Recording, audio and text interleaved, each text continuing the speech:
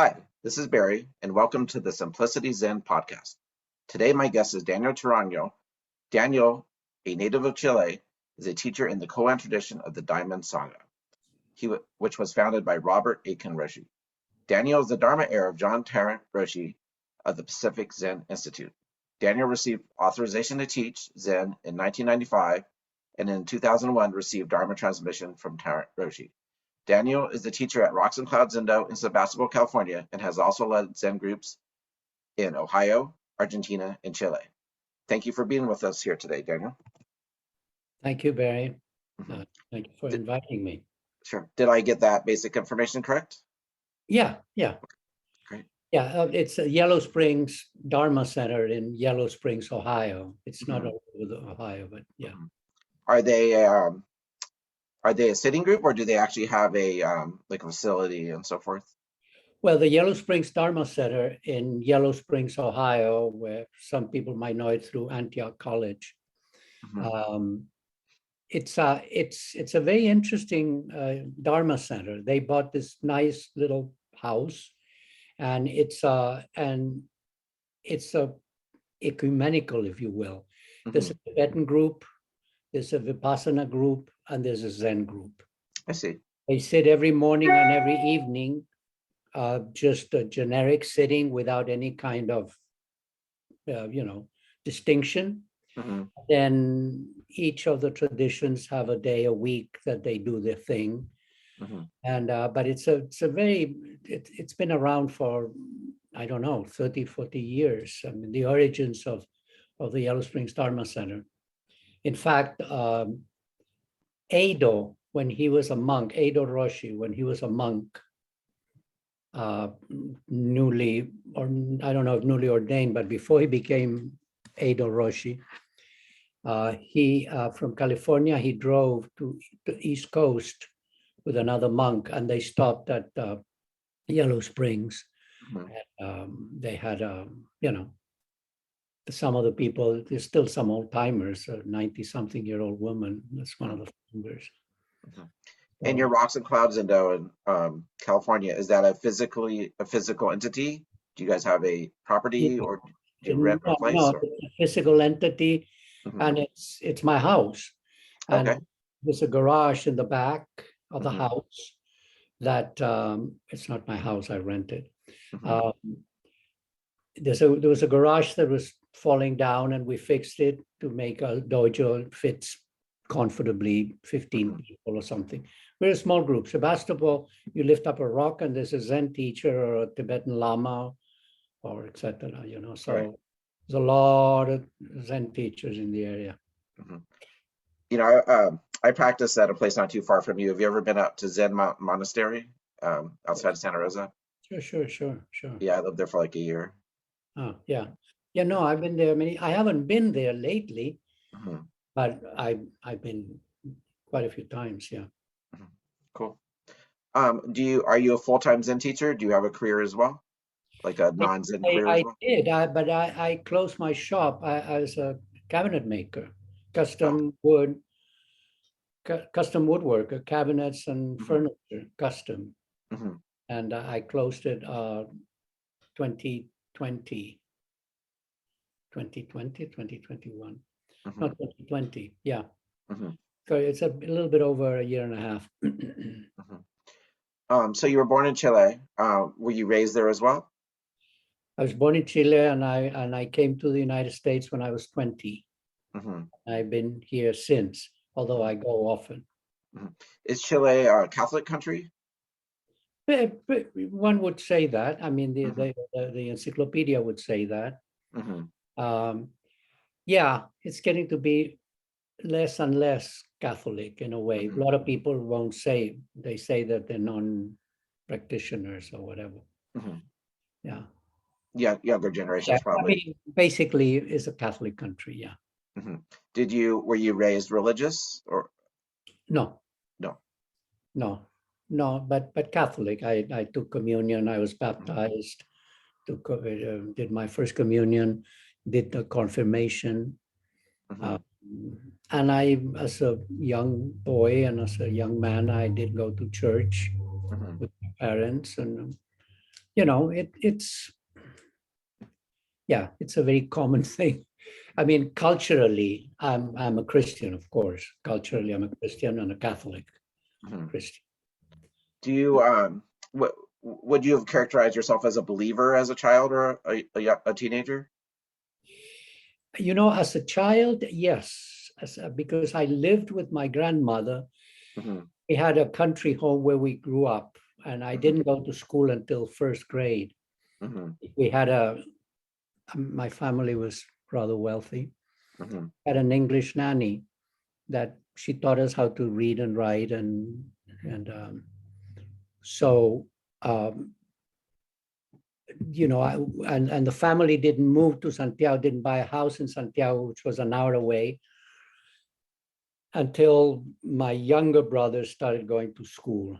We always went to school in Santiago because the town of Melipilla didn't have good schools. At least that's what my parents thought. Yeah, and so I grew up there, and then I lived with my grandmother for 2 years in Santiago, and she was very religious. Not in an obnoxious way, and not that it bugged me. I would go. She was very religious, and I would go to mass with her, and I got into it. It was kind of sweet. And one thing that I remember, I was telling somebody the other day, I probably was 7 or 8 years old. I think I did my first communion at 7. So I probably was 8. I don't know if 9, but and we went to mass, and it was a big mass, bishops and whatever. There's a lot of ceremony and a lot of incense, and in those days it was all in Latin, and a lot of chanting in Latin. And there was the archbishop there, and my grandmother made such a big deal that this is it's a bishop, blah blah blah blah blah. So at the end of the church, she lived close to the Jesuit church, and we're leaving the church, and I told her, it would be fine to die right now. I mean, I can't believe it, but it's true, So something was going on as a young boy. Yeah. You felt some intuition of a little bit of formlessness there, maybe? Yeah. I have no idea, I have no idea. And then, so death was kind of big deal for me as a young boy. How did your parents earn their wealth? Was it inherited, or did they do agriculture or industry? What kind of? Well, we had land, and we had this big country home and flour mills. Yeah. So my grandfather started the flour mills. My father built some new ones, and then joined some other. I don't know how you call them, molineros. The mill people, and they bought a whole bunch of flour mills in the greater metropolitan area. Were you aware that you were affluent growing up? Well, yeah, of course. I mean, but not in any. I mean, I knew there were poor people. I mean, the workers and the peasants and the gardeners. But no, I didn't know how wealthy we were. And obviously in those days, I'm going to be 75 in a few days. In those days, wealthy people was like a tenth of what the multimillionaires nowadays, But still, we were considered wealthy. Yeah. And I grew up in that area with those kinds of friends. I went to a British school, and it was, I found out later it's the most expensive school in South America. So yeah, at the same time, I didn't grow out separate from in a certain way, like people grow up nowadays. Some people don't even have ever seen shanty towns. Mhm. They're not that. Was Chile at that time? Was there a lot of intense poverty, like you say, towns? There was poverty for sure. Hmm. Yeah. And Hmm. the middle class, actually, I should say, there was no middle class. Hmm. Yeah, you were either Now, wealthy or poor. now, right. Or kind of poorish, but not starving. I mean, not living in a house full of holes and in dirt floor, Hmm. but just like I don't know, very different than nowadays. The middle class was huge, and poverty in the last 30 years, I mean, 30 years ago got cut by 60%. Hmm. So, what were your high school years like? Did you still go to a private school? Were Yeah, you shy and serious? Were you a party animal? Like, what was your life like at that time? I was when I was a boy, I was a little bit shyer probably, Hmm. and uh, and as I started becoming a teenager, I was popular. I mean, I don't know if popular, but I had a lot of friends. Hmm. My family was very social, Hmm. so we all grew up very socially Hmm. oriented. Hmm. And yeah, but I was a certain shy kid because I had some experiences with death that really marked me forever and ever and ever. Hmm. Could you talk about those if you're comfortable? Well, when I was 7, a young boy and me were playing in the swimming pool Hmm. with little boats, and and at some point, and we had sticks just in case the boat went far. We could you know bring it to the Hmm. edge of the swimming pool. Hmm. And at one point, this kid fell into the swimming pool, Hmm. and I tried to give him the stick because I couldn't jump. I didn't know how to swim. He didn't know how to swim. We were Hmm. 7 years old. Hmm. Uh, Probably kids learn how to swim at 7 or even earlier now. Hmm. Um, and he didn't do anything. He didn't try and grab him. He just sunk and drowned. Right before your eyes. Right. We were just the two of us there. Wow, that's intense. Yeah. And I imagine that that created a mark that stayed with you. Yeah, of course I didn't know then. And it took me a while to recognize how much it touched me. Hmm. Um, I I didn't have a bad childhood in the least. My Hmm. parents were really friendly. Hmm. All our friends loved my parents, and they would come to our house, and it was a big house in the country, it was always full of people. Hmm. Friends of my parents, friends of ours. um, but I did not like being a boy, a young boy, a young child. Hmm. I felt there was I didn't understand anything. I mean, how can this happen to this boy? Hmm. And nobody ever talked to me about it. Hmm. Nobody ever talked to me about it. Hmm.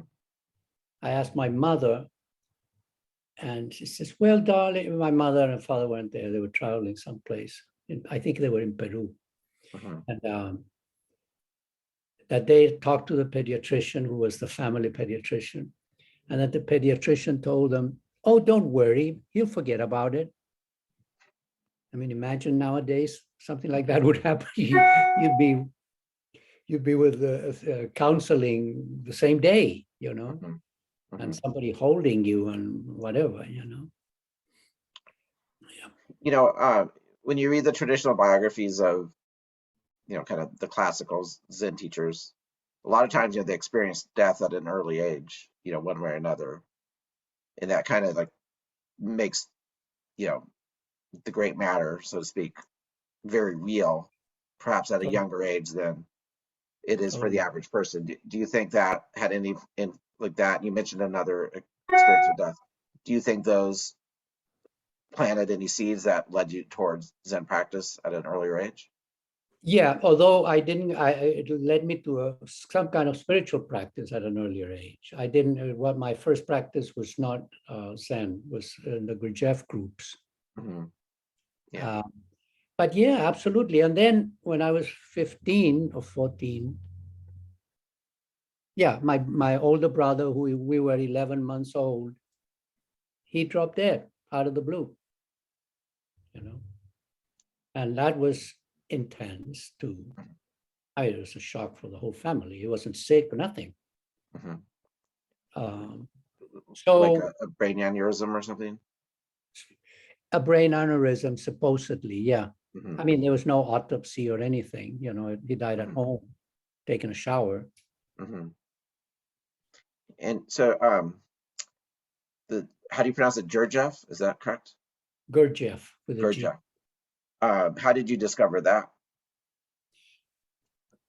When I arrived in this country in the peak, maybe not peak, but in the starting to go down hippie times. Mm-hmm. I'm speaking as a San Franciscan, you know. Mm-hmm.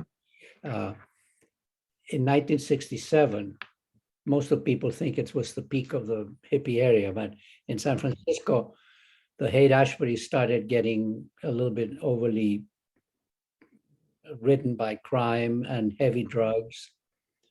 And in fact, like the week that I arrived, or the week before I arrived in San Francisco, there was a funeral for the hippie movement.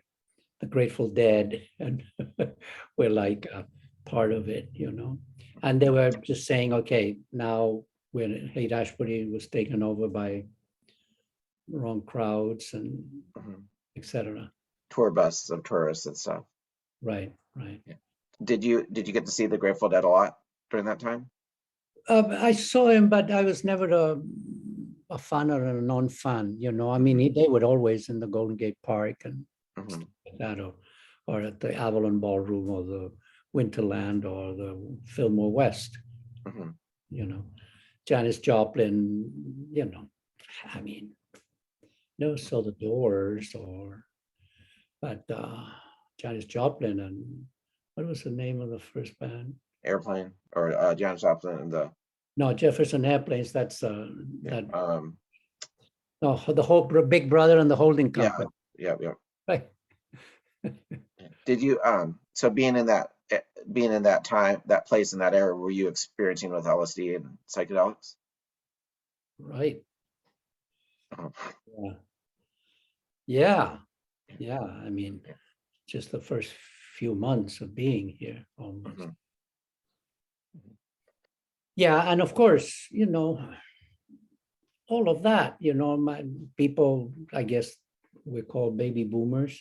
Mm-hmm. So we had all that influence, especially we were in California and in San Francisco. I mean, Mm-hmm. you know, right. It was, yeah, but it was very serious for me, you know. Mm-hmm. Yeah. It's very interesting because I've met people that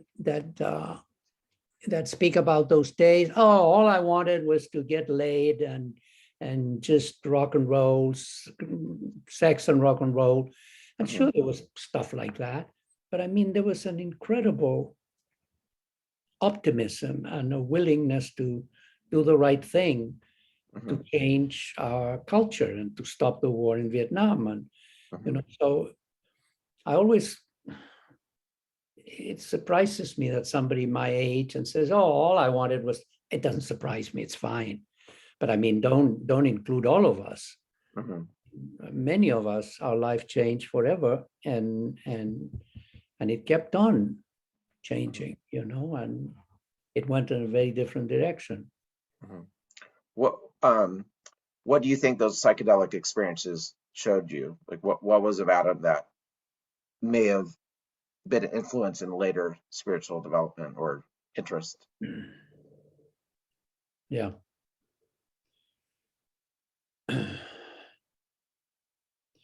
Well, as you know, as I told you, I had a thing with death, Mm-hmm. and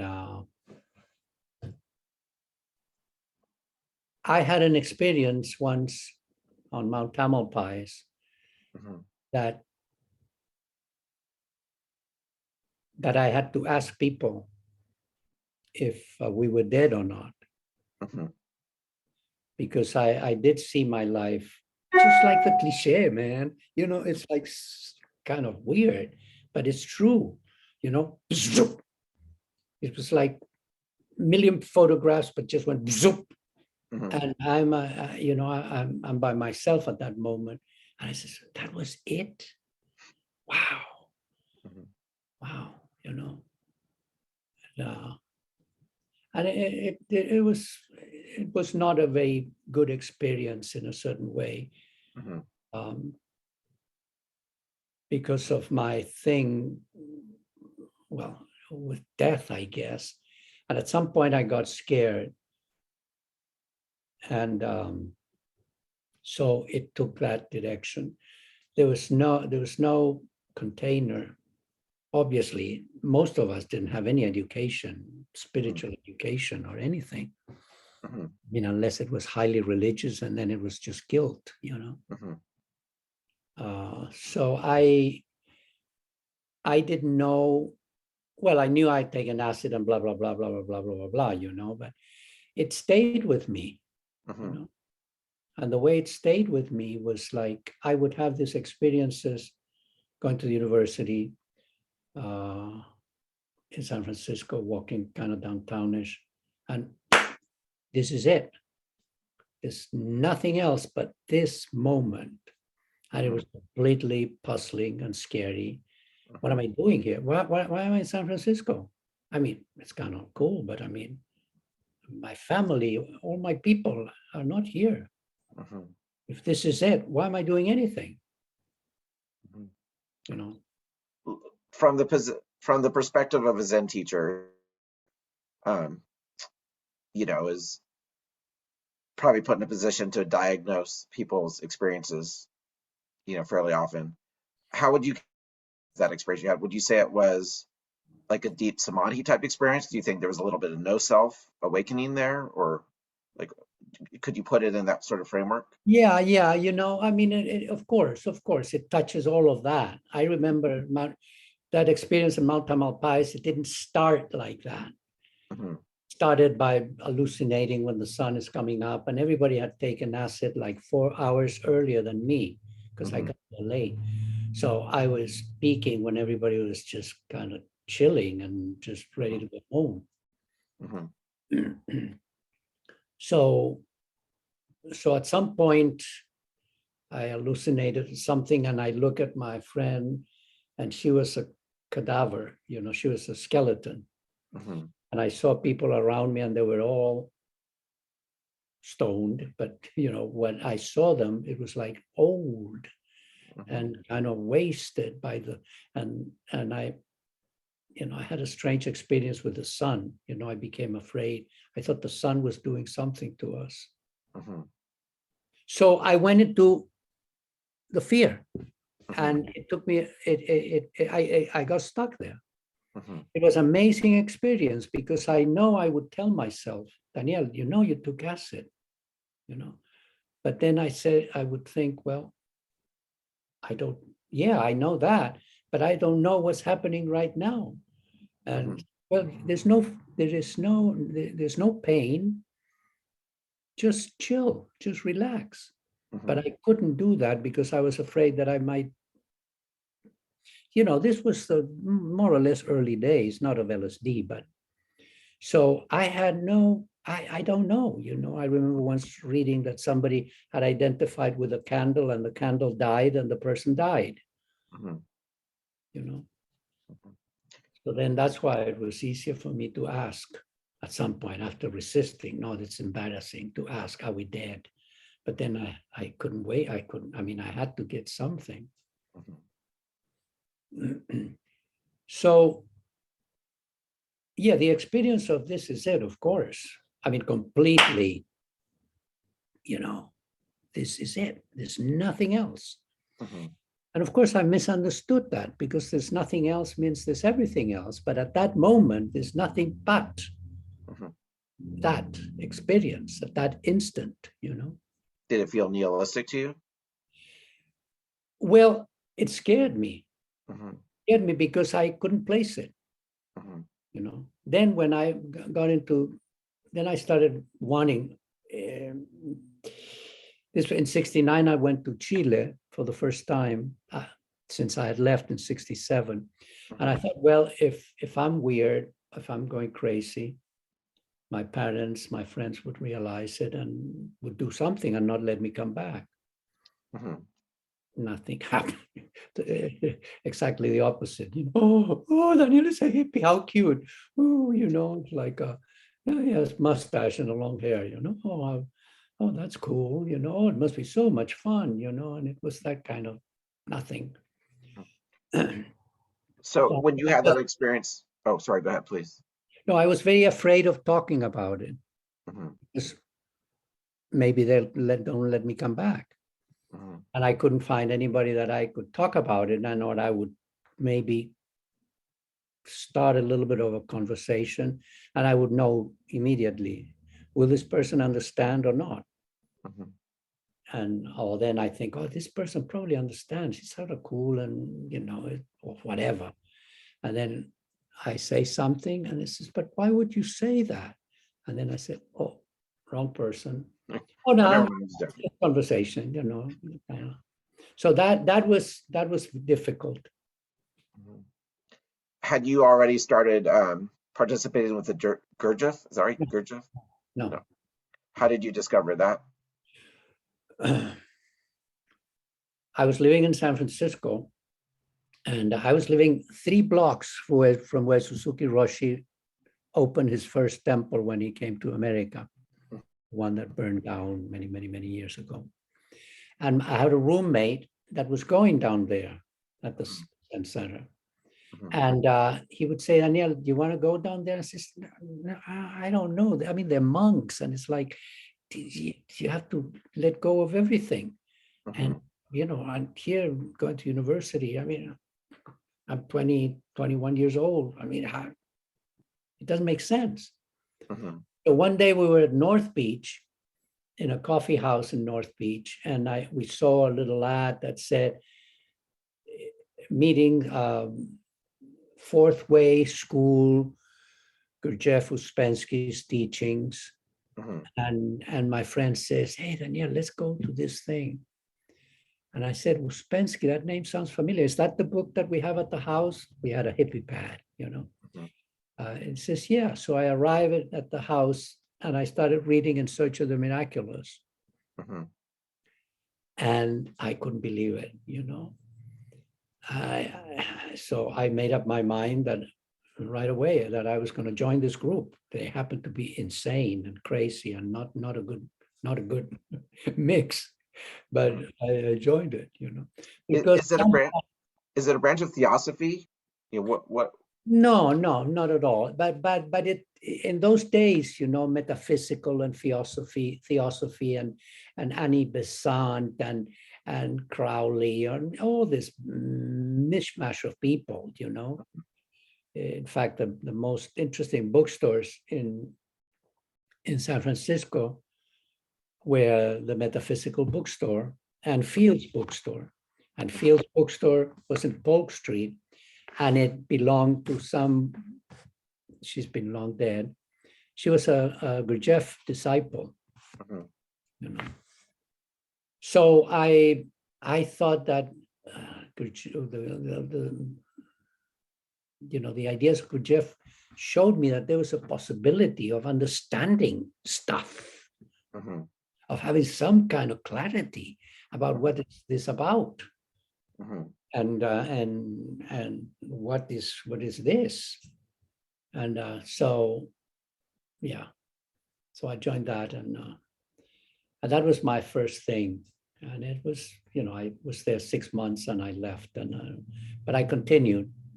I was for about 19 years with another group of Gurdjieff, with a man that actually did study with Gurdjieff in Paris, in New York City. And a Dutch guy, Wilhelm Nyland. His groups still exist around here. He's been dead long time ago. Mhm. And so for 2 decades, this was your primary practice, it sounds like. Almost 2 decades, right. Yeah. But by the end of those 2 decades, my life was really spiraling in, a lot of drinking. Mhm. What was their, like, if you could sum it up in a sentence or two, what's the basic idea of their philosophy? Is it similar to Buddhism? What? Well, it seems like he had a lot of influence, Sufi influence, and a Tibetan Buddhist influence. He was from Central Asia, I mean, he was part Armenian, Greek, and Russian. So when they left Moscow and St. Petersburg with their group, because the revolution had started, and they walked all the way to Turkey. I mean, they took months, I mean, like a caravan of a certain kind, and Gurdjieff had all this, what he used to call the intelligentsia, a lot of, these were the metaphysical people, the Madame de Hartmann, Madame de Salzman. There were all these wealthy Russian aristocrats, that were very much artistic and that joined the group. And then they left and traveled through Central Asia and ended up in Turkey. And from Turkey, they went to Paris and they settled in Paris and in Fontainebleau outside of Paris. So yeah, it had its own, so definitely a mixture of Sufi and some Tibetan Buddhism, and then what he used to like to call esoteric Christianity. I guess what that meant was more on the Orthodox side than Russian Orthodox or Central Asian Orthodox Christian. Was there a goal? Was it union with the divine or enlightenment or? Wake up. Wake up. Wake up. And that was the way. And because we were completely asleep. We don't use that vocabulary in Zen, but but basically it's the same idea. And then what we used to do is kind of self-remember, practice the self-remembrance, which is not a very good term for in Zen. So it was like a certain kind of observation of oneself, becoming familiar with yourself, with your habits. Yeah, so and a lot of, there wasn't much sitting meditation because in those days we were all hippies, or ex-hippies, and a lot of us were kind of wacko, and it wasn't a good idea to have a guy sit and look at the wall for a few hours, So what was the practice? The practice was physical work. Oh, okay. If you read Gurdjieff's, even in Europe, physical work, a lot of physical work. And during the physical work there, you would try to see something in the moment, impartially, So in a way, it's like mindfulness, although that word wasn't used. A certain kind of mindfulness. Like Samu, Japanese Samu kind of? Well, Samu, it was more than Samu. I mean, it was, Samu, it's for some end. This was for no end other than just making our bodies do stuff. Although we constructed things and, chicken coops and houses and, and we all had we started a bunch of activities. We had a construction company, we had a plumbing company, we had a print shop, we had a bakery and a coffee house. We had a furniture guild, that's where I trained.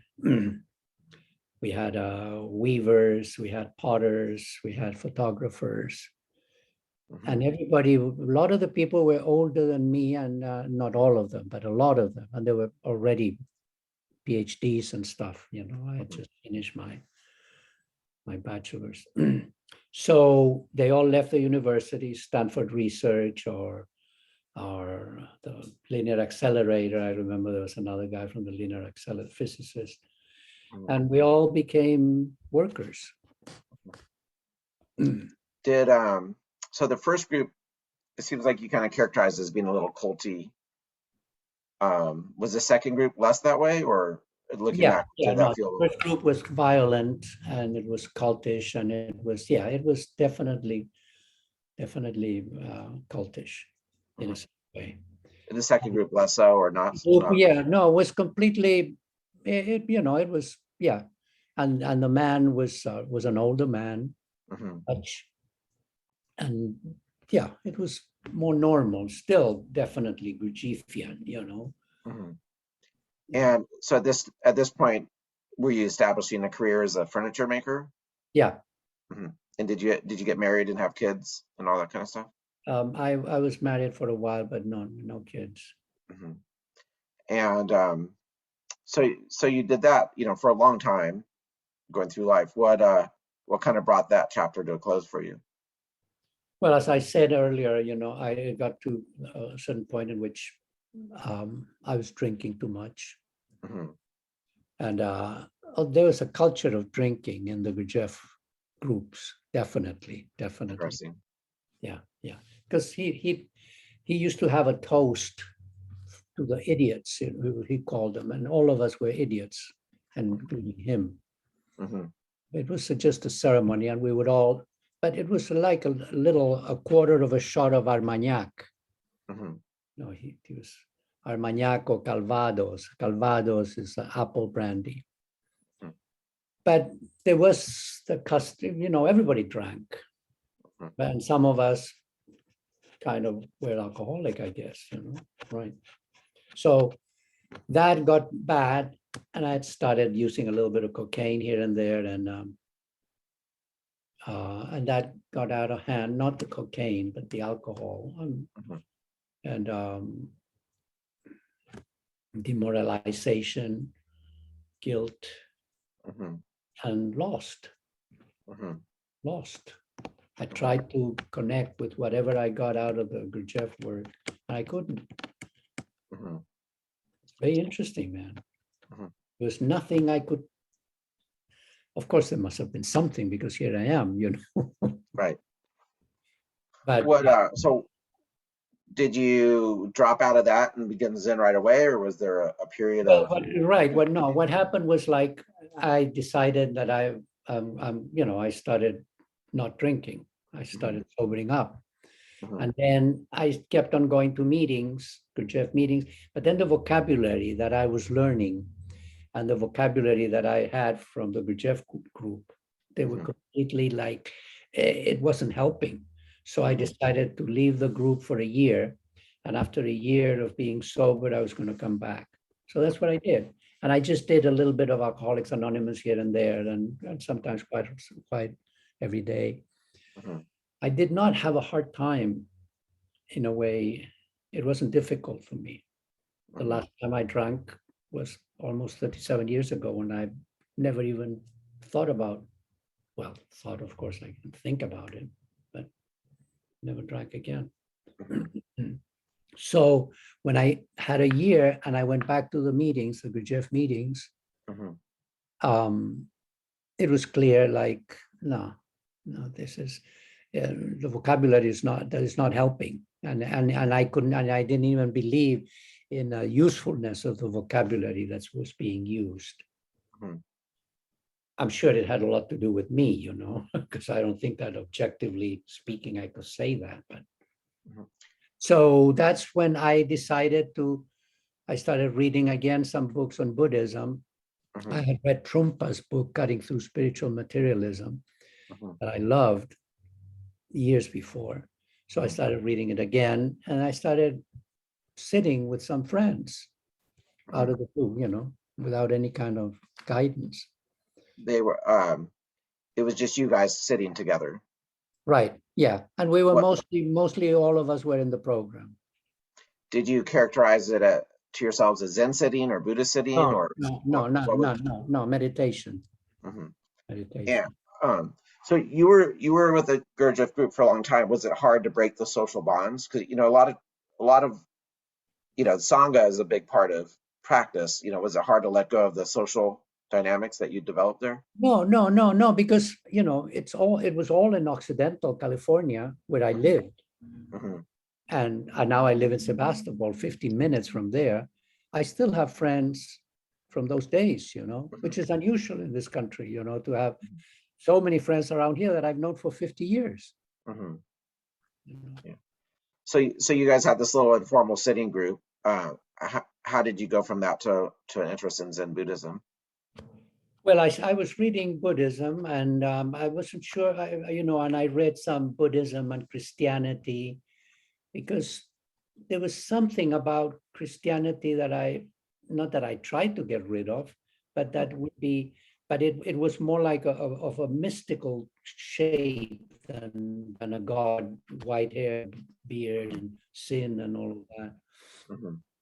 So I read Merton, and I read some D.T. Suzuki and Alan Watts, Mm-hmm. all of those were happening. Mm-hmm. And so more and more I wanted to formally practice meditation. And there was a person I knew in the program there that was sitting at Sonoma Mountain. Okay. So I told him, hey, next time you go to Sonoma Mountain, let's go. Yeah, I haven't been going, but I'll let you know. And he wouldn't let me know. And I never thought of going by myself. I probably thought about it, but I wanted to go with somebody that was already familiar with it. And so he never did. And then one day, another man who was a psychologist heard me talk to Jay. And he told me, Daniel, if you want to go to a Zen group, there's a new Australian guy in town, the meeting at the UU. Mm-hmm. And I said, are you going? Yeah, I go on Monday. And I says, I'll go with you. And that's it. And this was James Tarrant? John. John Tarrant. Yeah. John Tarrant, right. Mm-hmm. He had just started teaching a couple of years before. This was in 89, 88 for me, end of 88. And I think he had arrived from Hawaii in 87. Yeah. And was he still part of the? Like a completely different experience. It was like, yes. That's what I've been looking for. I wouldn't, I didn't feel like that, but it was definitely, and the vocabularies match that I had learned through sobriety, there was, and then John was incredibly supportive and recognized, I told him, I wasted my time, 20 years in the Gurdjieff work. I says, oh my God, Daniel, don't say that. I wish all my students would have your background as far as training in the work and in the program. Was he still part of the Diamond Sangha at this point? Yeah, definitely. I mean, I don't know how long after that it split. But I studied with him, and then I became a teacher. Aitken Roshi used to call it apprentice teacher. And then a few years later, I got Dharma transmission. When I got Dharma transmission, he had already split from the Diamond Sangha. I see. So when you first met him, what was being talked about resonated with you? His personality and being resonated with you. What did you feel about Zazen? What did he have you do at first? Was it breath counting or following your breath? Breath counting. And although he never, I don't think he taught me how to breath count. Not the way that I teach it. But in a way, I started doing susokan, although I didn't know that word. I mean, maybe not exactly as Hakuin would describe it, but definitely with the whole body, and it was one. And the vibration. And I move my hand usually when I teach, so the student knows that all the attention is in the exhalation that goes out and out and out and out. So you just intuitively made it somatic. Right, and I was very familiar with work from the head. Mm-hmm. You know, the self-observation. It was totally self-observation, Mm-hmm. the Gurdjieff work. And this was completely not, you know. So it somehow naturally, it really worked for me. And John, the first time I went there, John was sitting there, but I didn't know that he was a teacher. He looked too young. Mm-hmm. And there was an older man sitting next to him that I thought that was the teacher. Mm-hmm. And then he said something. I don't have any remembrance of what he talked about. Mm-hmm. And then there were some questions. And my friend that he took me there, you know, I went with him. He's a psychologist. And he asked John a question about not my will, but thy will. It wasn't a religious question necessarily, but, you know, at the same time, that has a religious Christian connotation as well. Mm-hmm. And I knew what he meant because we had talked about that. Mm-hmm. But John didn't get it. John was kind of supportive, but I think I understood Stephen, I think was his name, more than John. It wasn't that it pissed me off, but it was just like, well, he just didn't understand, you know. Mm-hmm. It didn't say nothing weird. I mean, he kind of supported that in a certain way, you know. Mm-hmm. But yeah. So then I realized who the teacher is. And I mean, he was giving Doksan once a week and I started going. Mm-hmm. Was James Ford part of that group at that time? Did you meet him? Yeah. Oh yeah, of course. Of course. Uh-huh. So he started with that group prior to you? He was already. Oh, James started years before that with the big woman in Shasta, Abbey. Mm-hmm. Right. Yeah. But he was part of John's group. Right. When you showed up already. I don't remember him when I showed up necessarily. Yeah, I'm not sure. Maybe he couldn't go on Mondays because I once went to the bookstore where he was working at Copperfield's used bookstore. Mm-hmm. And I buy some books, and James always make comments of the books that people were buying. I said, oh, whatever, you know. And he made some comments about the books I was getting. Oh, I don't know about this, but this one, oh yeah, blah, blah, blah. And then there was something about it that it kind of just didn't quite particularly appreciated him, you know. And then once I saw him over there, you know, at the sitting with us, maybe in the first Sazenkai, maybe Mondays he couldn't go because I don't remember him Monday nights there. Yeah. So oh, sorry, go ahead, please. In fact, James met John in the bookstore. Oh, I don't. And he picked up a few books and he started talking to John like he talked to me, you know. Mm-hmm. And John told him, well, you know, I'm trying to buy a present for this old man who happens to be my teacher and this and that for Aitken Roshi, you know. Mm-hmm. And James was fascinated and he says, well, what are you doing here? I mean, well, transmission and blah, blah, blah. I says, well, so start a group. I'll help you, you know. Interesting. Did Aitken Roshi ever come out to California and visit you guys? Did you ever get to meet him? Many times. What was he like? Well, I was very close to him. I went to Japan, Hawaii a few times too. I love him dearly. Mm-hmm. You know, he was he was incredibly supportive with me, incredibly supportive, especially when things collapsed in California Diamond Sangha. How about Nelson Foster? Was he around? He was around at Ring of Bone Hmm. or in Honolulu. Yeah. Right. He wasn't part of your local Sangha at all. Oh, no. He had his own Sangha in Ring of Bone. Hmm. Yeah. Right.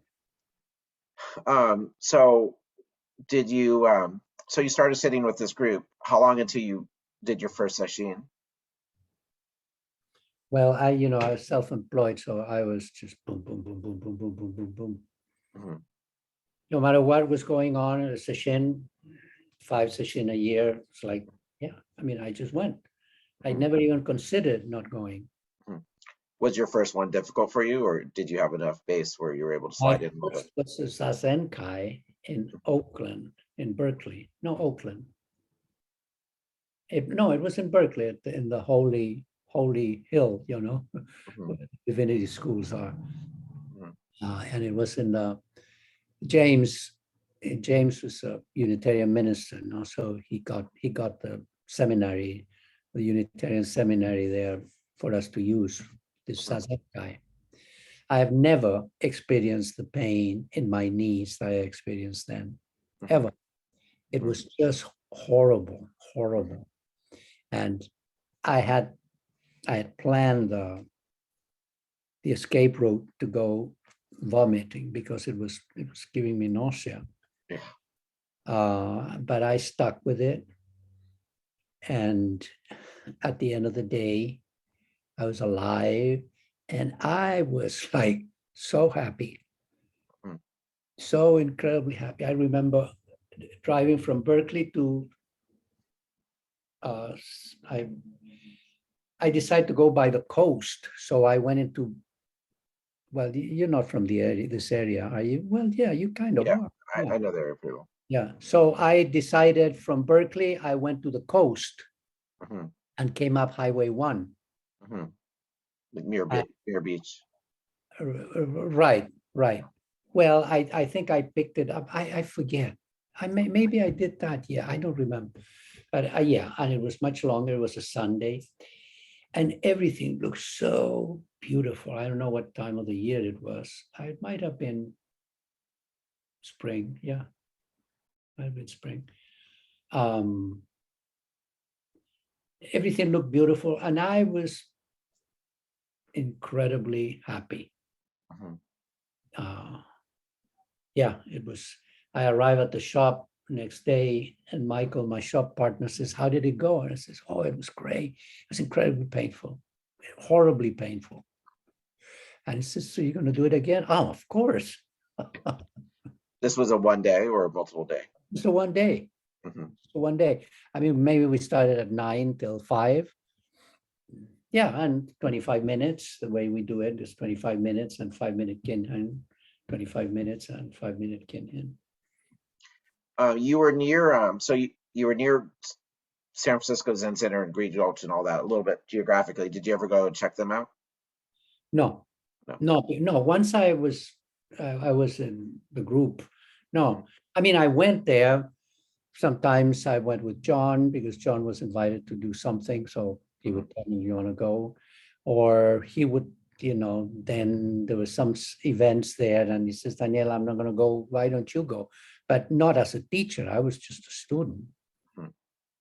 And he says, it's mostly teachers or senior people, but, just say that I told you to go. Did you, so how long, and so you started practicing, you're doing breath counting, you started going to Zazen, Kaizen, Sesshin. How long through all that period until you started working on a koan? Well, the thing is that, as I say, I was already, I knew what I was doing. I mean, not no, really, but I mean, I'm completely committed. There's no question about it. So that had its own fruits. Hmm. And I guess sometimes it could have bad fruits, but Hmm. I don't know. But for me, it was just a certain commitment, a certain enthusiasm that was just very, very visible.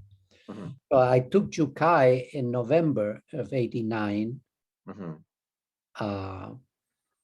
And it was like, yeah.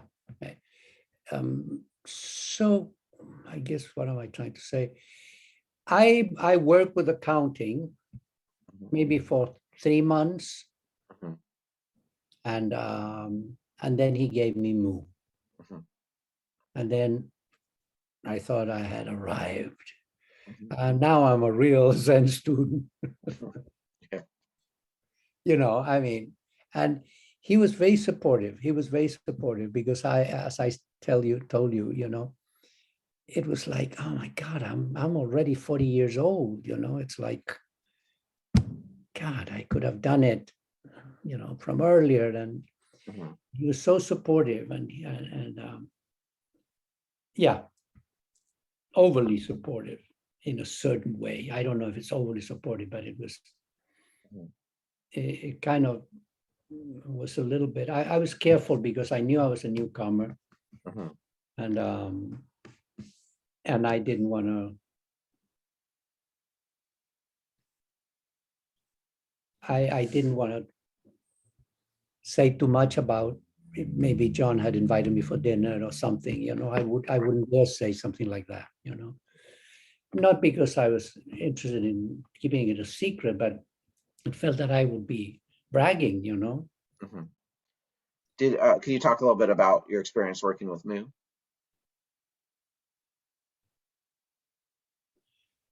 Yeah, you know, in a way, the breath for me was very good.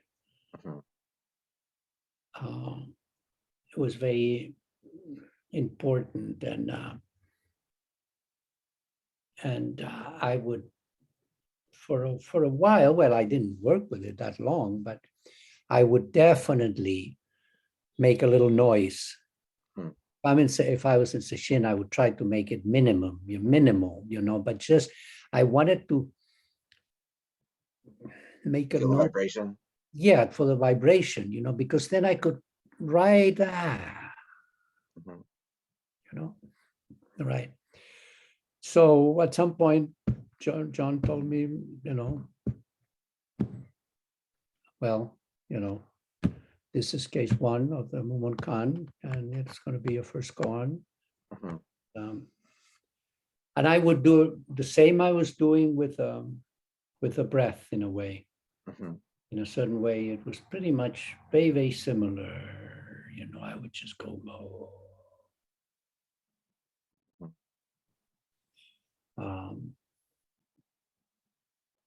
But there was so much stuff happening that I didn't quite realize what's going on. Mhm. I didn't quite realize what's going on. This is an interesting story. This shouldn't happen, but it happens sometimes. The Jisha, who's in our lineage, the Jisha is the attendant. I think in the Rinzai lineage, the Jisha is an attendant too. Mhm. This was this guy that sort of taught me the protocol of the center. He was the Jisha, so he sits outside where the Doksan line is, and we didn't have a place to do sesshin. We would rent different places, Mhm. and sometimes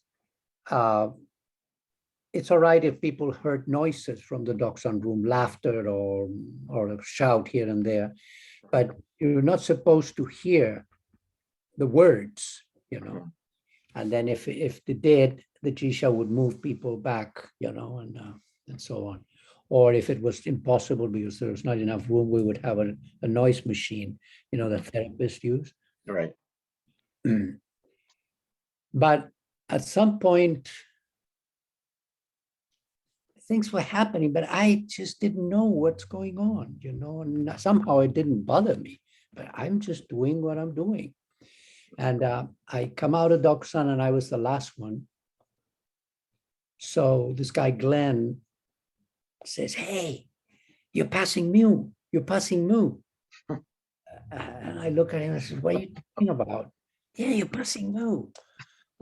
Am I? Yeah. You know, and he says, whatever, Glenn, I have no idea. I says, well, he's checking you out. Those are checking questions, you know. Hilarious. Oh, okay. You know, yeah, Um, it was interesting. so whatever shift happened in you to give you insight into Mu, was it life changing for you? Was it just subtle, or or you just so into it you just barely even noticed the difference?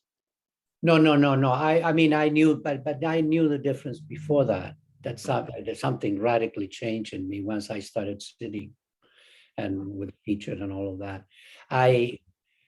It was when I started the group in Sebastopol, I'd say, those days, there were cafeterias and you put ads in the cafeteria, in the laundromat, Zen group, blah, blah, blah. Mhm, There's the practice of Zen is the practice of coming home. mhm, That was it. That to me was absolutely the experience. mhm, I not that I have arrived, although I might have thought that way, but it's definitely the right place. I mean, without a doubt. And I had never experienced that. I'm absolutely in the right place. And of course, it was in a very deep way, but I didn't know that. I didn't know that it was a deep place mhm, because I never thought that it was, oh, this is the right place, California Diamond Sangha and John Tarrant. Sure, mhm, but I didn't see it like that. It's like whatever's going on with me, I'm in the right place. I just need to practice, and that was always very clear. So So you what kind of drove you to practice was the early experiences of death, and then you had that intense death experience on Mount Tamalpais. Do you think the process of passing Mu helped resolve that great doubt, or is that a more gradual process over time? well, yeah,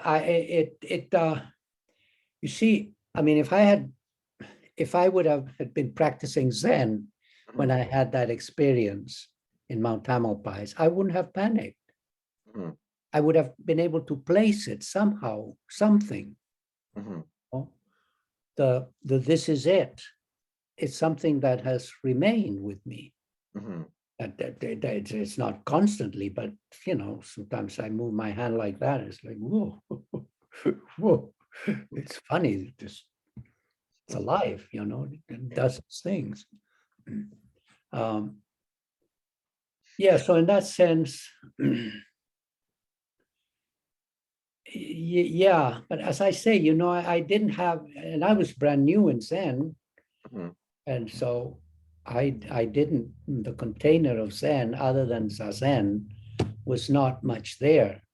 mhm, Um, of course, I had told John the various experiences, mhm, um, but yeah, it was sort of the of the gradual, but I also had this instantaneous experiences, mhm, but they were all pre-Zen, mhm. and then in Zen started happening, but it wasn't that clear until it started getting. I says, oh, I started understanding what I'm doing, in a certain way, the map, if you will. I mean, if one could talk about maps in Zen, which they're always a little dangerous, I would say. So after you're done with Mu, does your tradition have the miscellaneous koans? Right. Mhm. And is that 30 in your tradition, or how many do you guys do? Well, 30 with sub ones, A, B, Yeah, C, D, etc. yeah, Well, from the Diamond Sutra, we have a whole bunch. I yeah. don't know in what you did koans with Diane? No, she doesn't do koans, or not. Right. Yeah, I Yeah, know. Yeah. But well, she kind of plays with them a little bit. right, but Yeah. not like in a white plum Oh, sort of. right. Yeah, yeah. I mean, I do white plum koans, and we have like 107 miscellaneous koans. It's a couple year process. But so what was your experience? So how did that? How do I articulate this? did that change the nature of your practice? Like switching from kind of like the drilling into mu to going on to the miscellaneous koans? Was it a seamless transition for you? Did it feel like a shift in approach? It seemed like it, I mean, the basic experience with the opening up, it's definitely had everything to do with it, you know. Mm-hmm. But then it was all this weird stuff, some koans, you know. I mean, it's like, but somehow I didn't get very caught on that. Mm-hmm. I would just ignore it. Mm-hmm. Whatever, or any kind of reference to some folkloric tale or some kind of Chinese history, I knew not to consider it. It's irrelevant. Afterwards, it can be incredibly interesting, but for me, and I don't think that John told me to do that, you know, but it was something was very clear that the koans were a way to hone, to refine, to expand, to deepen, name it, your basic experience of awakening. And yeah, you know, I would do the typical thing that people do, you know, and it's like John would say, "Oh, too much of you in this, you know, get out of, you know, yourself."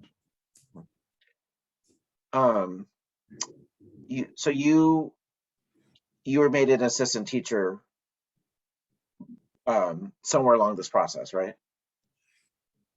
Well, I was made an assistant teacher after I had finished the koan curriculum. Okay, so you finished the koan curriculum in entirety, and then were made a assistant teacher. Right. Did you start your own group right away, or were you teaching within John's group? I taught a lot with John. You know, I'm so grateful. The amount of time we do sesshin, I wouldn't give teisho for a while, and I didn't want to. I would freeze if I'm giving teisho and John is sitting next to me, you know. It was scary as hell. But I would give Dokusan. Of course, most of the people wanted to see John, you know. I started giving Dokusan, and some people were curious about this new guy, you know, so they would come and visit me. And then I would review everything with John. I would meet with John. The 3 breaks, after breakfast, after lunch, after dinner, who I saw, what happened, and if you have any questions. It was incredibly supportive. There were some old timers, because I was a newcomer. I mean, there were a lot of other people that had much more time than me. So at first, I know some people were very curious, and who the hell is this guy, and where does he come from? And, you know. Do you think did you sense any animosity or jealousy or anything? No, I mean, maybe curiosity more than animosity. Probably, you know, once a friend who had definitely been much longer student and studied with Yamada Roshi in Japan for like 8 years or something. He's a teacher now, but I was pretty much the first person that John allowed to start teaching. I had transmission after he gave transmission to Joan Sutherland, though. But Joan was also kind of a newcomer. So yeah, no, I found real lot of support, you know, but there were some old timers that didn't quite. This friend that taught me the protocol in the dojo, he'd come to me and give tell me his koan, and we would do that. And then he would go to John and check it out with him. And he told me, Glenn told me that John says, Glenn, you do Dokusan with Daniel, you don't need to come and tell me whatever you think. Mhm. I trust him. Mhm. So if you don't go to Doksan with him, But I mean, don't come and check whatever he said with me. Mhm. Um, once you finished the koan curriculum, what was your practice like? Did you go back to following your breath? Do you still work? Do you revisit koans? What is mechanistically, what is your what was your practice like after finishing the curriculum, and what is it now? How is your actual, Well, technique wise, I guess is what I'm trying to ask. during the koan practice, at some point something happened and I shifted. I didn't know this. I was just doing it intuitively or something. Mhm. I would memorize the koan. It was very strict, and I'm trying to be as strict for people to memorize the koan, don't think about Even like the longer Blue Cliff record koans. Yeah, I mean, within reason. I mean, sometimes I'd always be the last person as Jisha. I would be the last person to see John. So I would often go through a koan and then he'd give me another one. But then we go to bed and then first thing in the morning, Doksan, I didn't have time to memorize stuff. So he would give me a little break there Mhm. because I slept, I couldn't memorize a koan, a page length koan. Yeah. So the question was, Sorry, um, like technique wise, how did you said, oh, I asked you right. and Yeah, then you said, yeah, it's a shift at one point. yeah, yeah. I remember once going to visit Roshi in Hawaii, and and he was already so-called retired. He moved to the Big Island. He had this beautiful place and a little dojo, could fit like 8 people. Every day of the week he'd do so. Maybe one day a week we would sit and give Doksan to 3 people, 4 people, whoever showed up from the neighborhood of Pahoa. Mhm.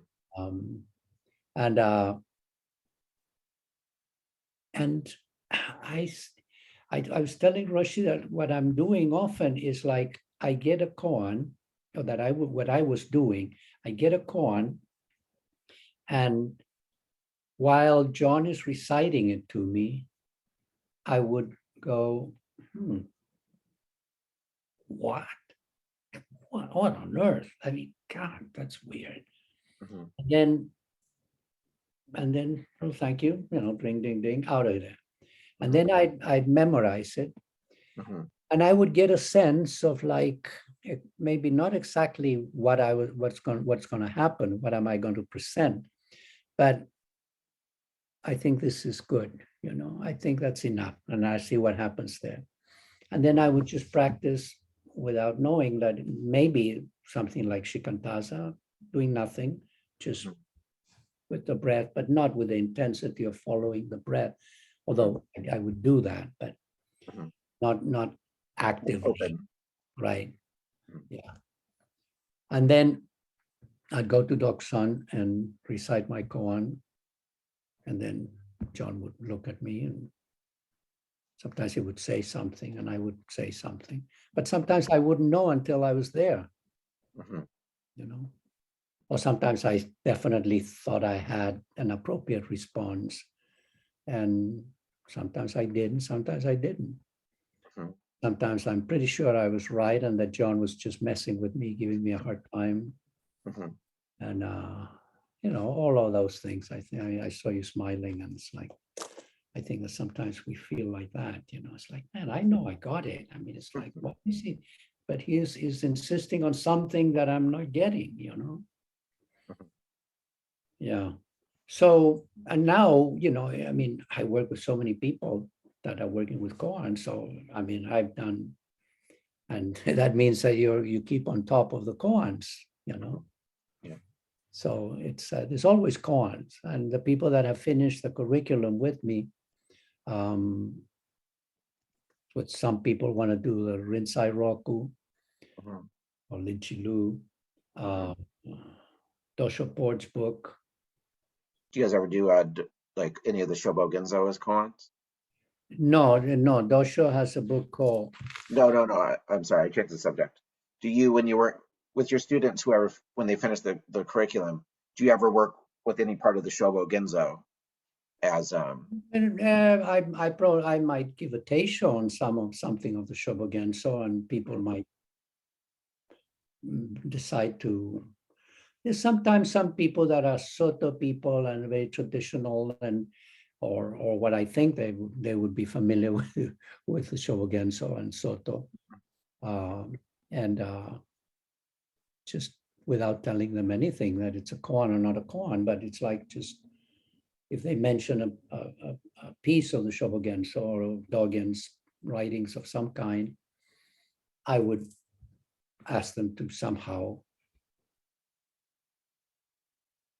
I'm careful about that because I don't want them to, it's just to interest them with whatever questions I might ask, that it would trigger them some kind of a, not just, no, we don't deal with that, we just sit quietly and stuff. You follow what I'm saying? Yeah. Yeah. I've always felt that, Uji being time, Dogen's Yeah.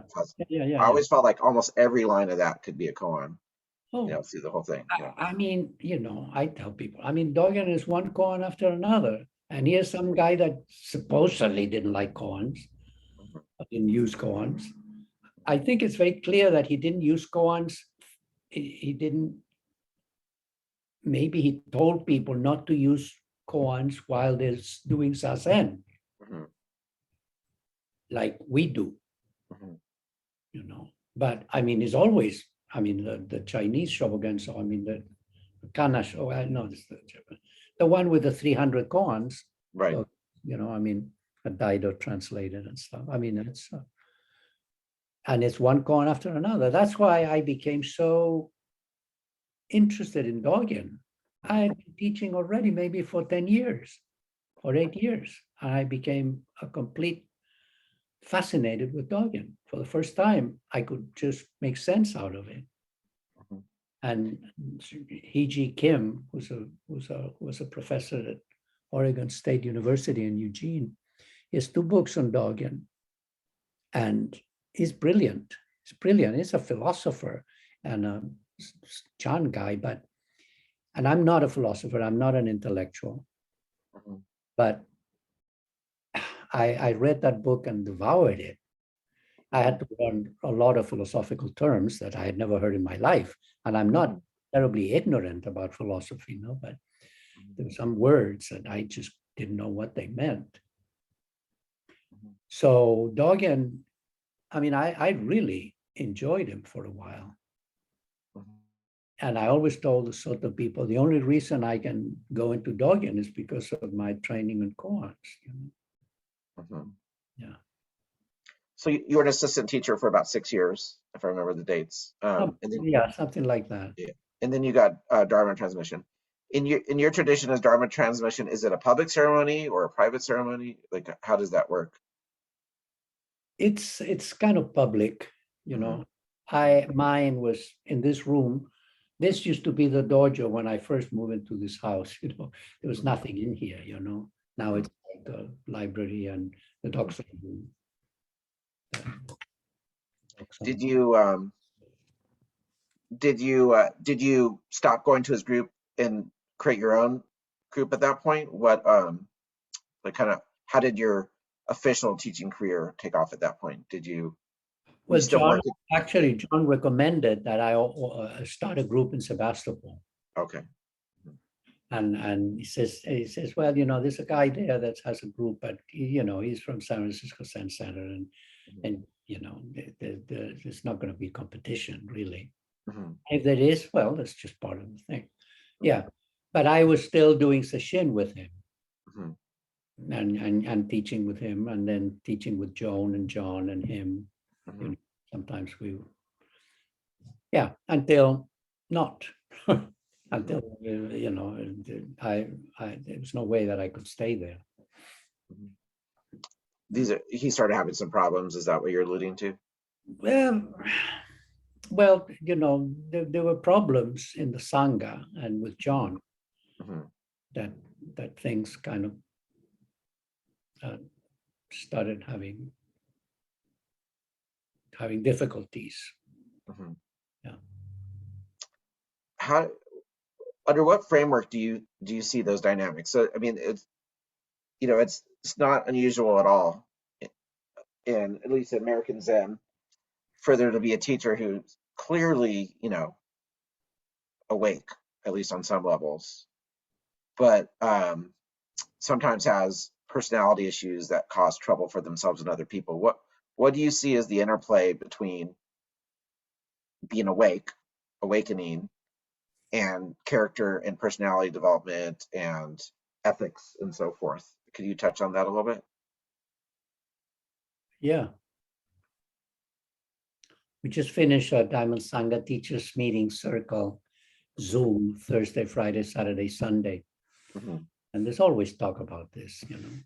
It was an interesting meeting because we could just meet for 4 hours because there are people from Australia, from Europe, from New Zealand, from Hawaii, from California, from the Midwest. So to adjust everybody's time. Well, we take the precepts. We have the bodhisattva vows and we have the paramitas, which are completely part of our practice, Mhm. So it's often said that ethics is not part of Zen. I've heard people say that, or morality. Mhm.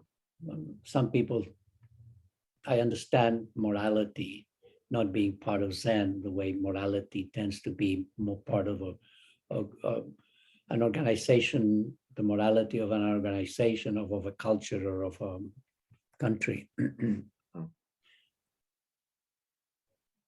We have our vows, so I think that, and I once did a sesshin with Shorharada Roshi, Rinsa Kicha. Mhm. Great sesshin. I remember I wanted to do some koan work with him, although and he says, but you did your koan work with Aitken Roshi, just just do your sazen. Mhm. And after a while, I didn't want to insist, but after a while, I decided to insist. Mhm. And he said, well, in Zen, the precepts, for understandable reasons, as Mhm. a reaction towards the fundamentalism of certain lineages or sects in Buddhism, Zen apparently doesn't emphasize enough sometimes the precepts, Mhm. paramitas, and the vows. So let's do the first 6 vows, Mhm. refuge vows, and don't do evil, practice good, and liberate all beings. So I says, well, good. I got something out of this old man, Roshi. And I was pleased, and I got to do a little bit of work with him there. Mhm. It was very interesting because at once I went in the room and I had a thing that I presented to him. And he said, where does that come from? And I said something, showed him something. And then he talked about the ancestors, and it was very beautiful. He talked about the ancestors and how much we've gotten from them, Mhm. and how important it is to remember them and to acknowledge them. Mhm. But sometimes we get a little bit caught in our modernity, and the Western civ kind of area. He didn't say none of this, but he just talked to me about the ancestors and how important it is to have a grateful heart Mhm. towards them.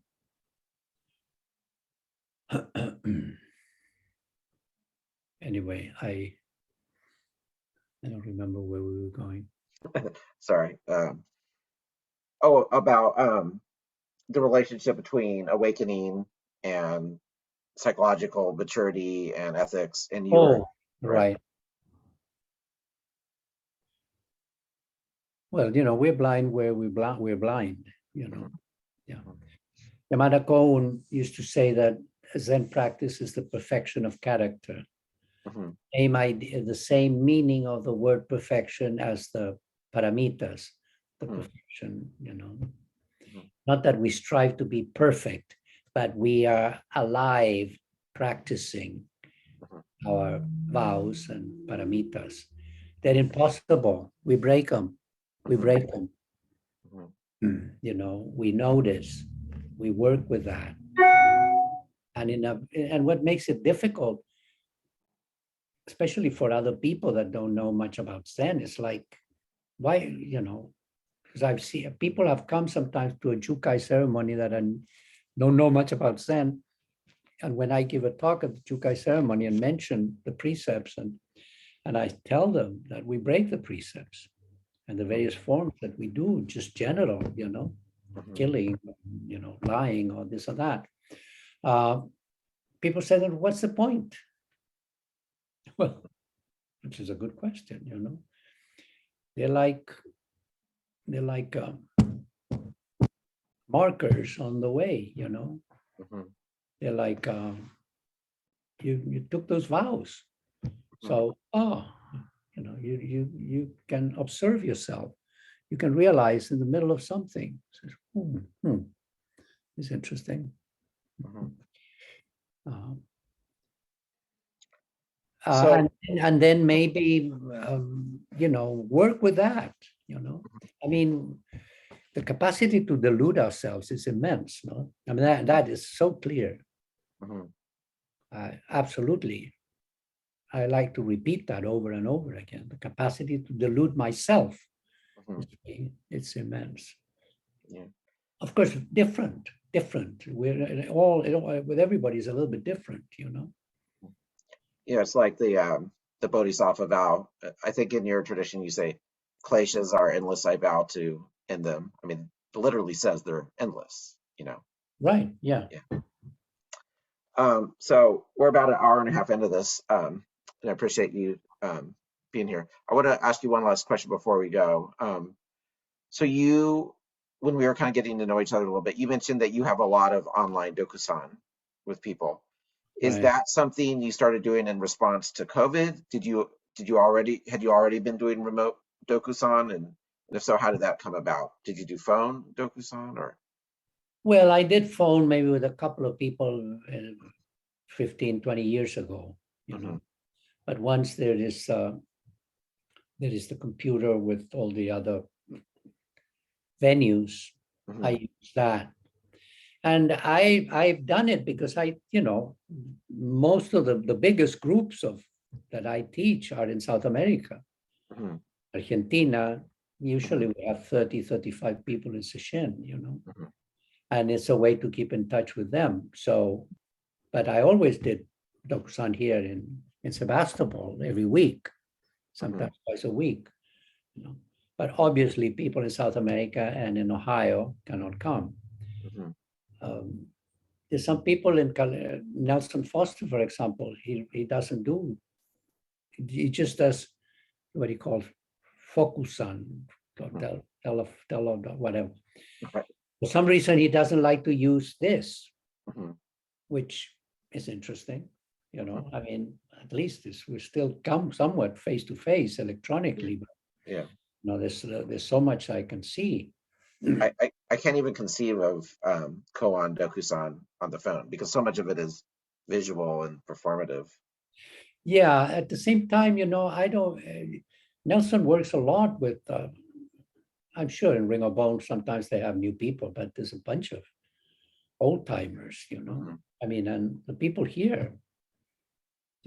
I mean, there's a few people here that they finished koan study a while ago. They're not teaching. Not everybody that finishes koan study will teach, for sure. And do you have any assistant teachers or Dharma heirs? I have one in Australia. She was here in California, but she was in this area. Then she Mhm. moved to Santa Cruz, and she started sitting with Santa Cruz Zen Center. And eventually she received Dharma transmission from Kokyo Hanko. Oh, okay. Yeah, it's the first Dharma transmission that he did. Mhm. But she's still also an apprentice teacher, as we call them, Mhm. now lineage. And she lives now in Canberra, Mhm. Australia. She's Australian. And in Ohio, there's a new teacher that I authorized about 6 months ago, Mhm. Katie Eggert. So the two women. The people who finish the koan curriculums and are not authorized as teachers, that just it's just not something they have the ambition to do, or you feel they're not ready, or Well, no, I mean, I think that you can be a good koan study person and but not have the, you know, some people are a little bit overly, yeah, they don't have it together, whatever. Socially, they're rather not very together. Mhm. Whatever. They're just, it is not an Mhm. automatic thing, that's for sure. Yeah. And it's a shame because some people think it is. And some, I've never met anybody that was ready to teach. Mhm. They started teaching. I was absolutely not ready. Mhm. Yeah, and I have some friends that could absolutely be teachers, and are very what I would consider awake people, and just they have zero desire to teach. It's just not something they're going to do. I Oh mean, yeah. they teach with their beings, and but as far as taking on students and like it's just not an option for them. They wouldn't even consider it. Right. It's really interesting. Yeah, in Diamond Sangha, the Yamada Roshi and Aitken Roshi would think about people. They should have a broad education. Mhm. You know, they they should be good with people. I mean, Mhm. they should definitely have a good eye, good clear eye. Mhm.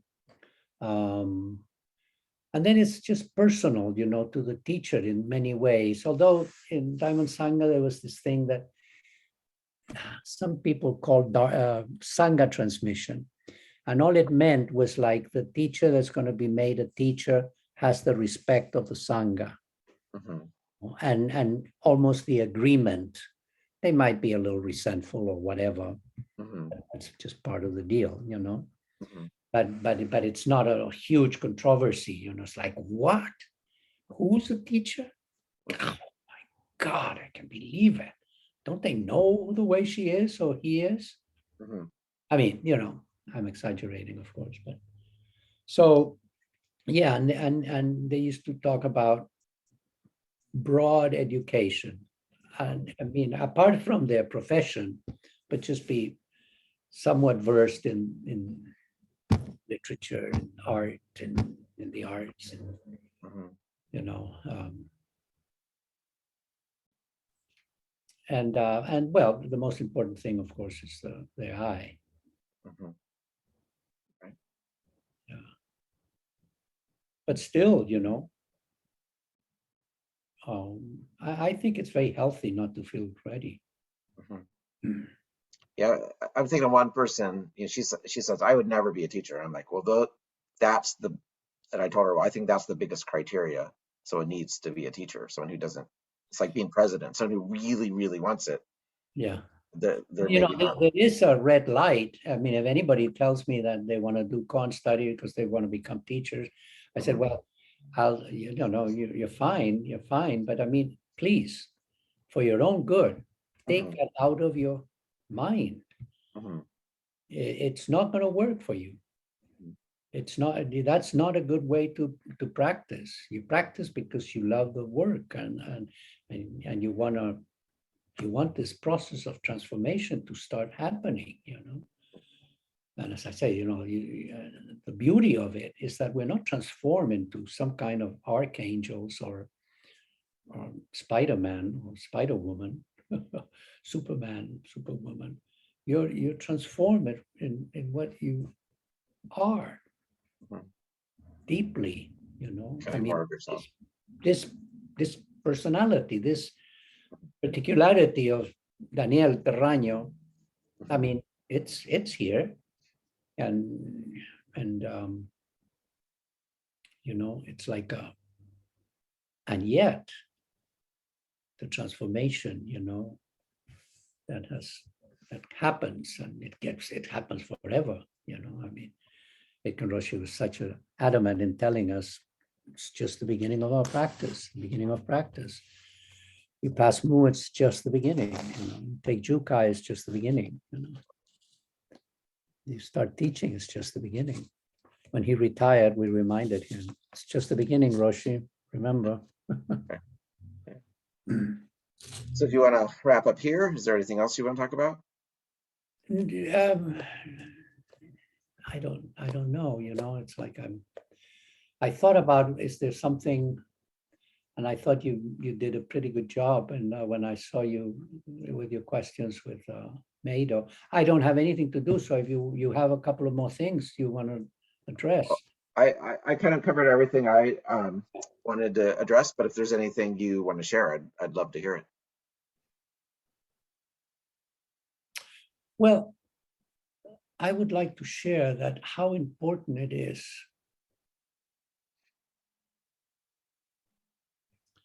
I mean, the work that gets done in Zen,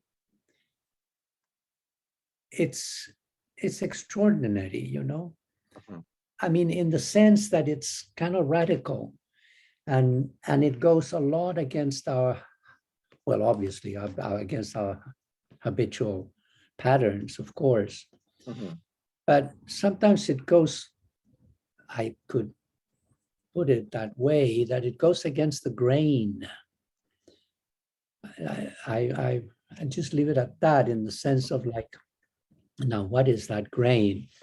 It's not just our obvious habitual patterns, that we can become so familiar with, Mhm. But also patterns that we might not have even considered as Mhm. a habitual. And the in the Platform Sutra, Meneng talks about, depending who translates it, that the points are 3 points. Is no form. No, first is no thought, no form, and no abiding. Mhm. I mean, that is kind of clear. I mean, you can read about it. Some people write beautifully about that. Mhm. I was looking at Gogu's book on silent illumination, and I like that man. I like the way he writes, and a little bit. I have his book on the Mumon Khan. Mhm. Yeah, it can be very clear, and with a little different twist. Mhm. Maybe being Chan helps that little twist. Mhm. So that it's really hard work, and it's really beautiful work, but it's hard, and it needs our commitment, And as a lay lineage, it's a little bit more complicated. People in monasteries, I mean, of course, what else is there to do than just, just go for it, man. Just like, I mean, which can become its own dualism, I think, sometimes. Having lived in I did residential practice for a year, and you can definitely hide there. It can, you can. Sure. Yeah. Well, we can hide in anything. We can Right. hide Yeah. constantly. I remember if I went in the Doksan room, I memorized my koan. John would always, at the end of the koan, especially if there was time, Mhm. he would kind of finish the process of the koan. Mhm. And he'd say, "How are you doing, Daniel? How's it going?" Mhm. And many times there were things going on, and I wouldn't I didn't want to talk about it, you know. And sometimes there were things that eventually I would talk to them because, you know, I mean, I don't know what you do with Japanese teachers, you know. I think that Japanese teachers, they just don't care about certain personal things, you know. It's different here. Not that we would dwell too much, but I guess what I'm saying is that sometimes I knew if I just get in there and just do my koan work, and then I'm done, I'm out of here, you know. But then he asked me, how are you doing? And I said, I'm not going to say anything, you know. I knew that he knew. And I knew that I'm going to avoid talking to him right now about X, whatever that X was, you know. And it was so obvious for me that I was doing that. And I don't think I ever talked to him. Well, maybe I did a little bit, that he knew, and he, you know, he would just let it go. So in that way, I think sometimes having a procedure, you just go through the procedure and then, you know, I mean, of course, in the response that you do to a koan, if you're full of some kind of other stuff, it's not going to be very clear what comes through, you know. But I know that I sometimes hid. Well, in Doksan, there's no law that you have to tell the teacher what you don't feel like telling them at the moment, you know, because I wouldn't say it has nothing to do with practice, because everything has to do with practice. I'm alive, and that's practice, you know. So that is something that I think is really important to Corey Hess, who's a great guy. I never met him, but I see his writings and I've seen some of his video. One of the moderators at Made he was actually my first interview for this podcast. What was it? Oh, good. Yeah. Maybe check it out. How do you enter your site? Oh, it's just simplicityzen.com. I'll send you a link. Yeah. Okay. Yeah. And are all of these things end up in YouTube? They go through YouTube and then also a bunch of podcast directories. Okay. You know, like Spotify. Yeah. So he wrote something the other day that I loved, you know, I really loved. And I shared it a lot. And it was like, and then it's like, well, you know, I'm not a writer, you know, but I noticed that it could be written better. But that what I love was what he was saying was so beautiful about making a wish, a decision of making your life your practice. So there's nothing that it's a parenthesis. Oh, this doesn't count. There's nothing that occurs in my life that it's not my practice. Meaning, you know, how much we make obstacles with things that we don't like, you know. And in that sense, we find a lot of obstacles. Oh, I had a really hard time this week because you know, I don't have money to fix my car, so I didn't sit too much, and whatever it is, you know. And then it's so interesting because people tell you, no, my practice wasn't too good because of this. You know, it's like, hello, what's wrong? I mean, that's just what it is. You're happy, you practice. You're not happy, you practice. It's your life, you practice. Why separate them? Why parenthesize them? That's how I used to call that. Are you familiar with the book Ambivalent Zen? I think is Lawrence Shainberg is the author. You know, I mean, I think I have it, but it's been so long. Yes, it's a great book. I would definitely recommend revisiting it. Anyway, he kind of has this. Yeah, he has a sequel to that book where where there's some more anecdotes about his you know, his interactions with his teacher, who was a Zen teacher. I'm spacing on the name, but anyway. Edo. I mean, no, yeah. It wasn't Edo. It's one of Soen Roshi's Dharma heirs, who was in New York for a while. It wasn't Edo. Roshi. I mean, Edo. It wasn't Edo. is one of Eido's Dharma brothers, actually. He's not very well known. Anyway. Oh, okay. So he's recently passed away. But anyway,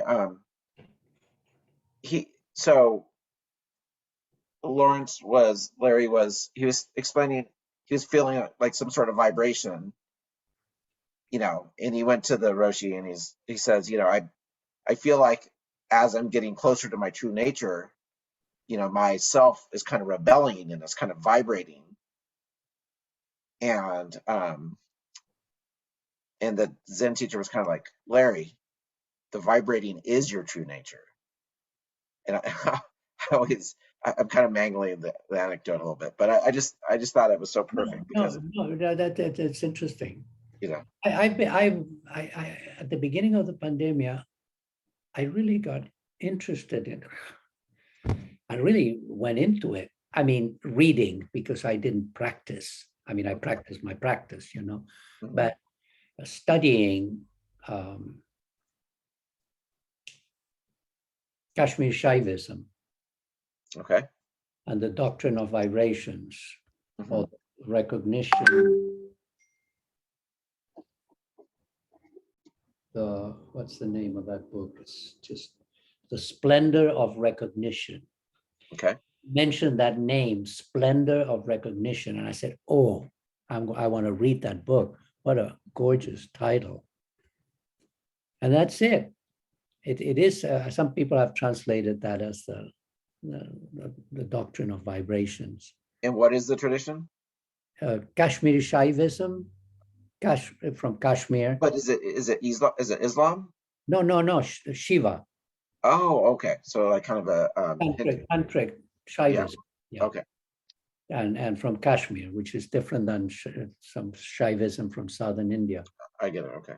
And it's that, your meditation allows you to recognize a certain vibration, mm-hmm. that it's maybe it's the only thing that's constant of the universe, Mm-hmm. Yeah. So as you were saying that, that's interesting how the person told Schoenberg about that. I ignore that. That's a stationary phone, and it's usually marketed. I remember another time, a couple years ago, maybe 3 or 4 years ago, I was at a sesshin at this little Zen Monastery, and we were doing samu, and my job was to pull all these leaves out of the bushes, and gather them and take them to get thrown in the forest. And for whatever reason, I just hate work practice during sesshin. I hate stopping I know this is the wrong attitude, but I hate stopping the sitting and like going and working. Which obviously makes it an opportunity. But anyway, so I was sitting there and I was pulling these leaves out, and I just hating it, but then I noticed most of my, suffering was I was judging myself for disliking samu. Does that make sense? Right. Like, it was like the suffering wasn't coming from the disliking of the samu. The suffering was coming from the fact that I didn't think I should be having that dislike. And it's kind of hard to explain, but like something kind of shifted with me there, where I realized I was using Zen I felt like I needed, like being successful at Zen was feeling a certain way, and if I felt like at peace or oneness or all the good stuff that can come from, especially during sesshin, like that was being successful at Zen. But if I was not wanting to do samu, that was being unsuccessful. And I just realized and I'm saying it like it's a thought, but it was more like just an awareness, or like a bodily knowing that it was perfectly okay not to like samu. Like that was, it was me not wanting to not like it was the problem. But I just let myself not like samu, and I've tried explaining this before, and I'm not really articulating it well. Something totally shifted. I mean, I think you're very clear. Before and after, it almost like changed my life. It's really weird. Like I know, like I'm totally. It made me comfortable with almost anything, and it just. I I wish I could articulate this better because it was such a profound experience for me. But Well, Barry, I think yeah, it, I think, I mean, I understand what you're saying okay, completely. good. Yeah. It's this is something that I find often, with people. They said it's very different, and they're doing fine. They're doing really fine, telling me what the experience was, but they Mhm, keep on trying to make it better or to make it clearer, mhm, and it's very clear. Anyway, yeah. It's like, you see, this is one of that, what I was telling you about, these obstacles that we create, and it's nothing but our life. mhm, And it's like the vocabulary that we use, the interior vocabulary that we use, talking to ourselves. mhm, I mean, we never look at that. We seldom would. I mean, sometimes we have to, because it really shocks us or something. But it's so interesting when people are working with Mu and they start getting an idea of what it is, mhm, and they think that idea of what it is, what it's going to end up being, more of that. It has nothing to do with it. mhm, So it's like, I enjoy sometimes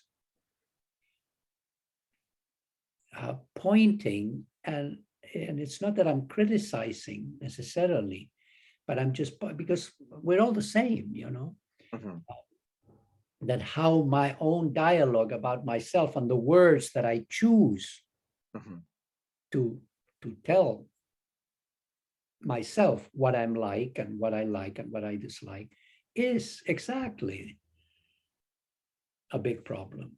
mhm, And it is fascinating to start noticing, as you did with this example. I don't like it because it's just my habit. I don't like that. But at the same time, that ideally, you should learn how to like it. uh, but that is of no help until you really see that you just don't like it. Why? For the reasons that you don't like it. Just completely subjective. What's the big deal? And then you can do something. mhm, My brother once, his wife told him, my brother, Fernando, you maybe should once in a while go check Daniel out when he gives a talk in Santiago. Like, she had gone with some of her co-workers, and I don't know if she enjoyed it, but so my brother says, oh no, I don't want to do that. But Daniel, could you please give me a trick? And I said, Fernando, I don't know. What about? He says, give me a trick so I can not be, that I can be more tolerant. mhm, And it really touched me because I know my brother, and he's very conservative. mhm, And I told him, Fernando, if you would realize that what you just said aloud in front of me, his wife, and I don't know, other people were there. If you would realize that what you just said is the most important thing that you need to know, and you put it out there. mhm, Okay, so you're halfway there, mhm, or some way there. Of course, he didn't understand, and we didn't pursue it. This was a social thing on mhm. the table. That is so important, so important. That's why in Zen we say that the important thing is the question, not the answer. Mhm. Because the answer is just might serve for just at that moment, but it's not going to do anything. That actually made me think about something. When you do practice with your native Spanish speaking students, do you guys do dokusan and koans in Spanish or English? It depends. I mean, not everybody speaks English. So, Have you translated the koans into Spanish? right, You right. did. You have. Yeah. Okay. Yeah. Interesting. There are some translations, in-house translations. Mhm, Um, there are some books. I mean, there's the Shibayama book on the Bumon Khan, but the Spanish translation, I'm not comfortable with with Spaniards translating Zen, Hmm. because they use words that are not, I mean, we might know what they mean, but they're so awkward for South America. And I'm speaking in general. South America, we all speak funny and weird and different. Mhm. But the Spanish, Shibayama's book on the Mumonkan, it's, I rather people use Aitken's, and we have an in-house translation on it. And with that, sure, they can go into Shibayama if they want some interesting Mhm. something. But yeah, we have our own in-house translation of koans, and we revise them. Mhm. Like And then that. do you guys use the Mu, and then the miscellaneous koans, and then Gateless Gate, and then Blue Cliff Record, then Book of Serenity? Is that Yeah, and the transmission of light, is that your curriculum? right. And And then then the Goi, the 5 ranks. right, and then the precepts. Okay, yeah. So it's a pretty standard, Yeah, very yeah. I similar think to. so. I think that it varies, like White Plum or Daido. Uh, he adds his own koans that he made up, and in miscellaneous, I mean, you say number 30, but really they're more like 60, Mhm. because there's a lot of Diamond Sutra. There are about quite a few statements of the Diamond Sutra, but they're all under the number 27 or whatever. Right. Mhm. Yeah, and then naturally certain koans appear sometimes with somebody. Mhm. For me, I might make up one Mhm. miscellaneous as a checking question for something, Mhm. So it is very unrigid, we don't have standard answers. Mhm. I mean, sometimes it just can be one presentation because, Mhm. but yeah, it's, we do not require the same answer to everyone at all. Mhm. I think that's good. I think that's good. I think that the more we look at these koans and work with other people with koans, the koan gets bigger and bigger and bigger. Do you find most of the answers convene in a similar space anyway, even though you don't require them? Because that's what's always fascinated me. In our lineage, we do, in theory, have official answers, but you just have to get kind of sent the same gist. It doesn't have to be exact answer. But I find it interesting how often my answer is exactly the expected answer. It's Right. some, Yeah, that I don't happens. say magic, but it's fascinating to me. Yeah. Yeah. Well, but that's exactly, it's like what woman says, we see with the same ears. Mhm. Actually, she sees with the same eyes, but I like it the other way around too. Yeah. We see the koans with the same eyes that the ancestors have seen them, and supposedly and hopefully, like everyone that works with this koan would see it in that fashion. Mhm. Essential point of the koan. Mhm. That's why checking questions are so important, Mhm. because somebody could just give a different presentation than the typical one, if you will. So I often, if I'm not clear of to see what they actually saying, I might say, could you show me in a different way? I Mhm. say that often. Mhm. Show me in a different way. Sometimes people give a response without knowing that they're responding. And if you're excited, or if you're new, or if you think that the person uh, has it, and then you realize, and I certainly made mistakes in passing people too soon with Mu, Mhm. especially the first couple of years teaching. Mhm. Then people are still around, of course, put them back again. Oh, sorry, my problem, but it also becomes your problem. So let's go to number one again. Yeah. It's interesting with the Mu sequence, and I don't know if you guys do this as a checking question, but so Mu was not that big of a deal to me, but the what is Mu, that's where Like that was the, you know, the, Yeah, a little bit of a problem. I don't know, it wasn't even a problem. It was more like, I just felt like that's where it clicked into place for me, you know, Where did what? where it clicked into place for me. Like Oh, that's I, where I really got it. I felt like, you know, oh, yeah. yeah. Well, yeah, I think that people can answer that somewhat easily, but then if you keep on with the other questions, and there is a lot of questions that can arise spontaneously, Mhm. then you can find out, Mhm. because some of them are really difficult, Right. I think, you know. Anyway, well, good, Barry. I I always have a hard time watching myself, you know, and so, but I'm sure I will watch myself when you post it. Yeah. Did you freeze? Looks like it.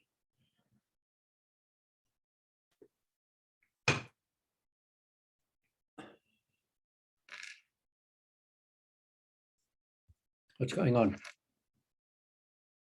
Barry?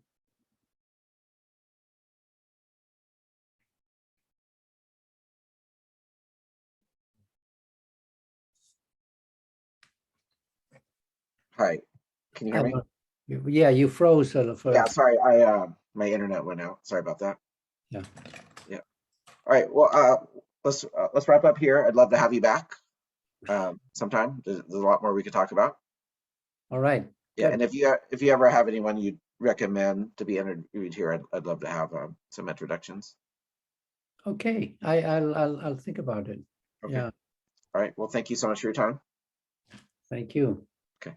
very Talk to much. you soon. I enjoyed it. Bye.